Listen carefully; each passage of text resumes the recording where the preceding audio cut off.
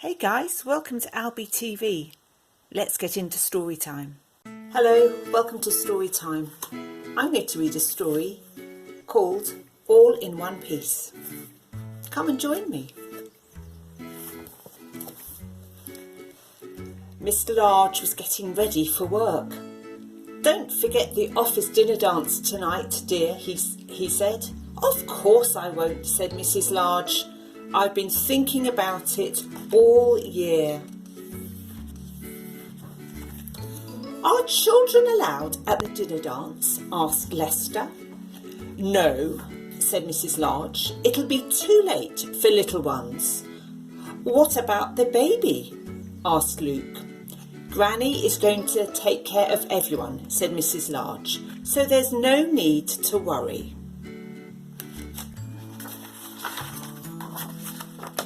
Granny arrived at tea time. The children were already bathed and in their night clothes. Granny gave them some painting to do while she tidied up, and Mr. and Mrs. Large went upstairs to get ready.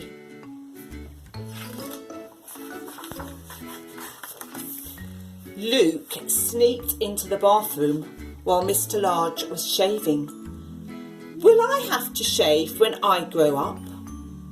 he asked, patting foam onto his trunk. "Go away," said Mr. Large. "I don't want you ruining my best trousers."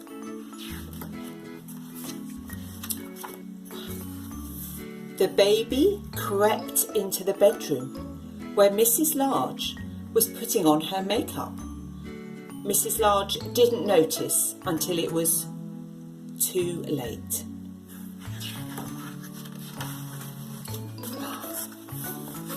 "Look," said the baby. "Pretty." "Don't move," said Mrs. Large. "Don't touch anything." Outside on the landing, things were getting worse. Laura was clopping about in her mother's best shoes and beads, and Lester and Luke were seeing how many toys they could cram into her new tights.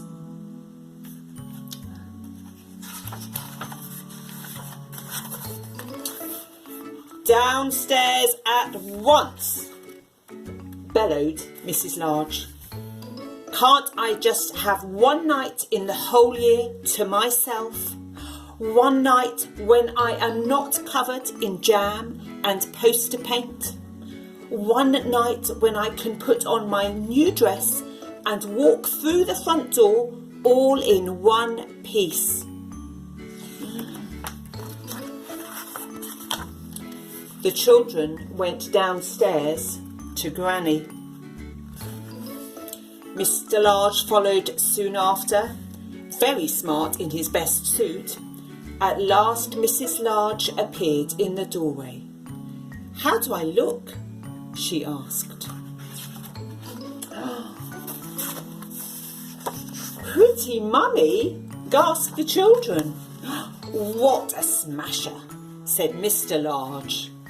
"You look like a film star, dear," said Granny. "Hands off," said Mrs. Large to the paint-smeared children.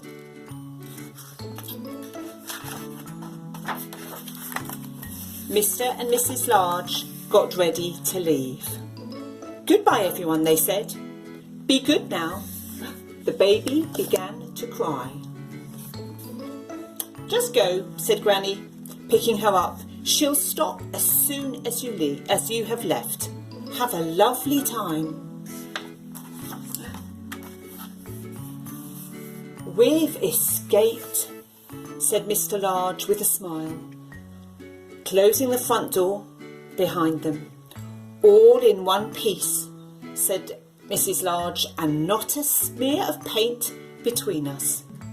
"Actually," said Mr. Large gallantly, "you look wonderful to me, even if you were covered in paint."